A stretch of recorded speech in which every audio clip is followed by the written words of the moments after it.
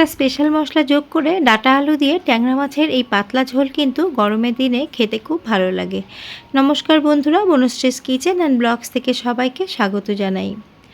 অনেক রকমভাবেই তো আপনারা মাছের ঝোল খেয়েছেন, আর এইভাবে আমার মতো এই মশলাটা দিয়ে মাছের ঝোল বানিয়ে দেখবেন, খেতে কিন্তু দুর্দান্ত লাগে। রেসিপিটি প্রথম থেকে শেষ পর্যন্ত দেখলেই আপনারা বুঝতে পারবেন রেসিপিটি বানানো কতটা সহজ। আমি এখানে রেসিপির জন্য নিয়ে নিয়েছি একটু বড় সাইজের ট্যাংরা মাছ। মাছগুলোকে একটু নুন হলুদ দিয়ে খুব ভালো করে 3-4 বার জল বদল করে ধুয়ে নিয়েছি। মাছের গায়ে যে একটা পিচ্ছিল মতো ভাব থাকে, সেটা যতক্ষণ না যাবে ততক্ষণ কিন্তু মাছটাকে ভালো করে ধুয়ে নিতে হবে। তারপরে মাছের মধ্যে আমি এর মধ্যে নুন এবং হলুদ পরিমাণ মতো দিয়ে মাছের গায়ে ভালো করে একটুখানি মেখে নিচ্ছি। আর দিয়ে দিচ্ছি সামান্য একটু সর্ষের তেল। আঁশছাড়া মাছ ভাজার সময় অনেক সময় ফাটে, তার জন্য এই একটুখানি সর্ষের তেল দিয়ে দিলে কিন্তু মাছ ভাজার সময় একটু কম ফাটবে। দেখুন, এগুলোকে আমি মেখে রেখে দিয়েছি, এগুলো একটু রেস্ট হতে থাক। মাছের ঝোলের জন্য এক আটি ডাঁটাকে আঁশ ছাড়িয়ে এইভাবে টুকরো টুকরো করে কেটে নিয়েছি। আর নিয়েছি একটা মিডিয়াম সাইজের আলু। আমি আলুর পরিমাণ কম নিয়েছি, তোমরা যদি আলু বেশি পছন্দ করো আর একটুখানি তোমরা এর মধ্যে আলু নিতে পারো। এবার ডাঁটা আলু ভালো করে আমি ধুয়ে নিয়েছিলাম। এবার একটা কড়ার মধ্যে খানিকটা পরিমাণ জল দিয়ে ডাঁটা এবং আলুটাকে একটুখানি ভাপিয়ে নেব। তোমরা চাইলে একবারে ফোড়ন দিয়ে রান্নাও করতে পারো, তবে একটুখানি ভাপিয়ে নিলে কিন্তু ভালো হয়, ডাঁটাটা ভালো সেদ্ধ হয় আর সময়টাও কিন্তু কম লাগে। সামান্য নুন দিয়ে দিলাম, নুন দিয়ে এটাকে আমি একটুখানি ফুটতে দেব। ফুটে উঠলেই ঢাকা চাপা দিয়ে 5 থেকে 6 মিনিট মতো রেখে দেব। ডাঁটা সেদ্ধ হতে থাক, আমি একটা মশলা রেডি করে নিই। এই বাটির মধ্যে সমস্ত মশলা নিয়ে নিয়েছি।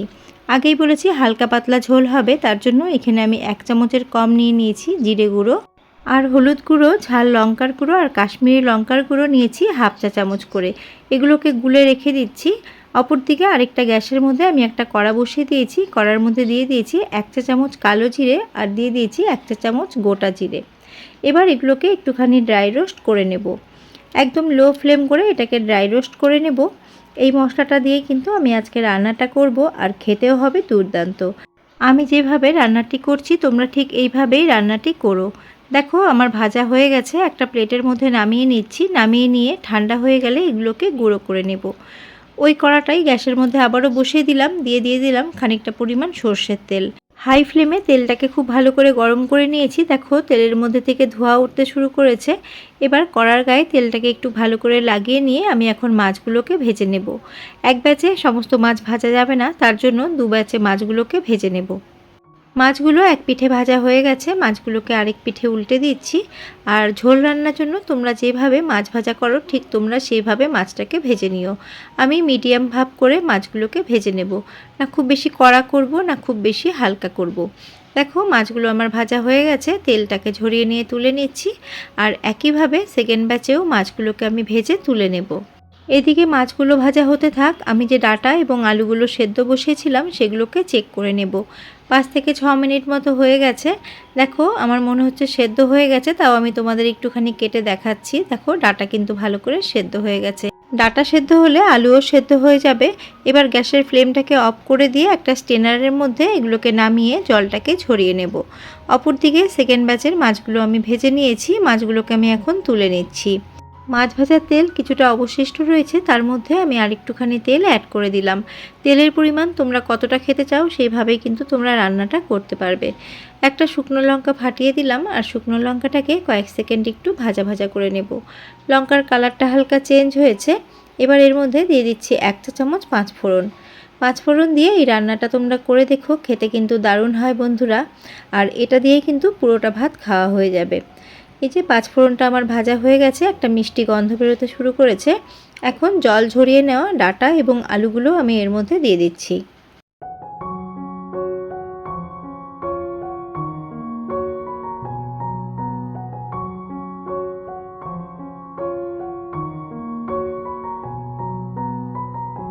ফোড়নের সাথে ডাঁটা আলু ভালো করে মিশিয়ে নিয়েছি। এবার সামান্য পরিমাণ নুন এবং সামান্য পরিমাণ হলুদ গুঁড়ো দিয়ে ডাঁটা এবং আলুটাকে মিডিয়াম টু হাই ফ্লেমে ভেজে নেব। বন্ধুরা, ডাঁটা এবং আলু একটু ভালো করে ভেজে রান্না করলে খেতে কিন্তু দুর্দান্ত হবে। তার জন্য এটাকে কিন্তু একটু সময় ধরে ভালো করে ভেজে নিতে হবে। বন্ধুরা, ডাঁটা আলু দিয়ে পাতলা ঝোল আজকে আমি ট্যাংরা মাছ দিয়ে করছি। তোমরা চাইলে এটা চিংড়ি মাছ, পুঁটি মাছ, মোরলা মাছ সব কিছু দিয়ে কিন্তু করতে পারবে। খেতে কিন্তু দারুণ লাগবে। 4 থেকে 5 মিনিট মতো ডাঁটা এবং আলুটাকে ভেজে নিয়েছি। দেখো ডাঁটা কিন্তু আরেকটুখানি মজে গেছে, আর আলুগুলো ভালো করে কিন্তু লাল লাল করে ভাজা হয়ে গেছে। আলুগুলো আরও বেশি ভাজলে কিন্তু একদমই গলে যাবে, তার জন্য আলুগুলোকে আমি একটুখানি তুলে নিলাম যাতে আলুগুলো ঝোলের মধ্যে না গলে যায়।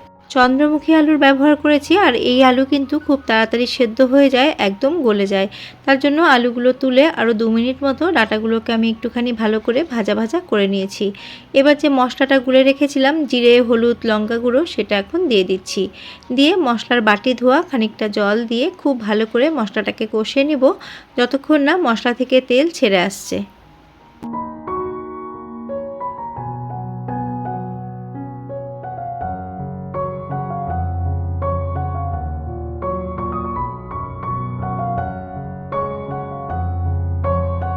মশলার সাথে ডাঁটা আলুকে খুব ভালো করে কষিয়ে নিয়েছি, আর দেখো মশলা থেকে তেল ছাড়তেও শুরু করেছে। এখন এর মধ্যে গ্রেভির জন্য দিয়ে দিচ্ছি গরম জল। একটা পাত্রতে আমি খানিকটা পরিমাণ গরম জল করে নিয়েছিলাম, সেটাই ব্যবহার করলাম। আর তোমরাও কিন্তু ঝোল বা ডালে সবসময় গরম জলের ব্যবহার করবে, তাহলে কুকিং প্রসেসটা চলতে থাকে আর এর টেস্টটাও কিন্তু বেড়ে যায়। গ্রেভির জন্য গরম জলের ব্যবহার করেছি, তার জন্য দেখো গ্রেভি কিন্তু সঙ্গে সঙ্গে ফুটতে শুরু করেছে। আমি ডাঁটা আলু ভাজার সময় অল্প একটু নুন দিয়েছিলাম, তাছাড়া কিন্তু নুন দেইনি। এখন আমি নুন দিয়ে দিলাম, আর দেখো ডাঁটা কিন্তু ভালো করে সেদ্ধ হয়ে গেছে।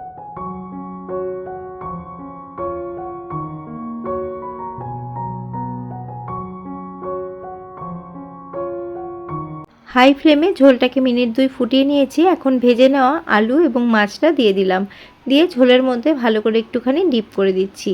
যদি কোনো নতুন বন্ধু আমার রেসিপিটি দেখে থাকো, যদি তোমার ভালো লেগে থাকে, তাহলে আমার চ্যানেলটিকে সাবস্ক্রাইব করার অনুরোধ রইল।